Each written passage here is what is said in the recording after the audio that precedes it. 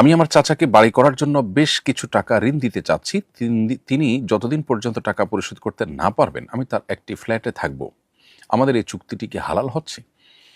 না প্রিয় দর্শক, এই চুক্তিটি হালাল হচ্ছে না, বরং এটি সুদভিত্তিক একটি লেনদেন হচ্ছে। কারণ কুল্লু কারদিন জাররা নাফআন ফাহুয়া রিবা।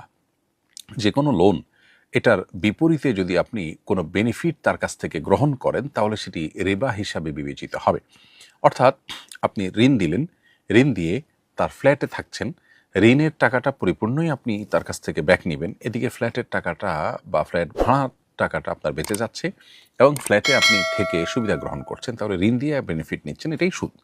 অতএব এই সুদি কারবার করা বা সুদি চুক্তি করা আপনার জন্য জায়েজ হবে না। আপনি ঋণ দিবেন আল্লাহকে সন্তুষ্ট করবার জন্য, সব কিছুর জন্য এই পার্থিব বিনিময় বা ফিডব্যাক আমাদের আশা করতে হবে, এটা স্বার্থপরতার কাজ। একজন ইমানদার আখিরাতে বিশ্বাসী মুমিন তিনি কিছু কাজ আল্লাহর সন্তুষ্টি এবং এর বিনিময় শুধু আল্লাহর কাছেই চাইবেন, মানুষের কাছে না। অতএব ঋণটা সেরকম একটি কাজ যেটার বিনিময়ে তিনি আল্লাহর কাছে চাইবেন এবং একটা মানুষের উপকার করবেন, সেই চেষ্টা তার থাকতে হবে, এখানে বেনিফিট গ্রহণ করবেন না। যদি বেনিফিট গ্রহণ করতেই হয় তাহলে সেক্ষেত্রে আপনাকে ঋণের চুক্তিতে না গিয়ে অন্য কোনো চুক্তিতে তাকে যেতে হবে। আপনি কেনাবেচা করতে পারেন, অন্য কোনো বৈধ কোনো পদ্ধতিতে আপনি লেনদেন করতে পারেন, কিন্তু ঋণ দিবেন, বেনিফিট গ্রহণ করবেন, সেটি আসলে শরিয়া দৃষ্টিকোণ থেকে অ্যালাউড নয় এবং সেটি সুদের অন্তর্ভুক্ত।